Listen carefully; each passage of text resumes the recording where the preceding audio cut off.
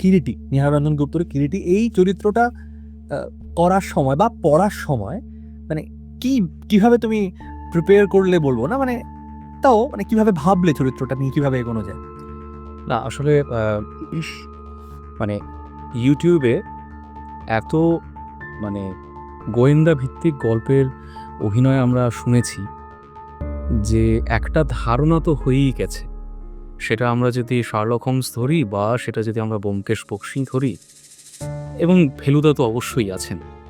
তো সেইখান থেকে আমার মানে প্রথম থেকে একটা ধারণা ছিল, যখন আমি এই অফারটা পাই যে কিরিটি রায় আমাকে করতে হবে, তখন থেকে আমি ভেবে রেখেছিলাম যে আমি অন্তত একটু আলাদা কিছু করব, বা একটু ম্যানারিজম যেটা তথাকথিতভাবে মানে এস্টাবলিশড হয়ে আছে গোয়েন্দা বলতেই, যেটা আমরা মানে কল্পনা করিনি যে এরকমটা হতে পারে বা এরকমটা হতে পারতো।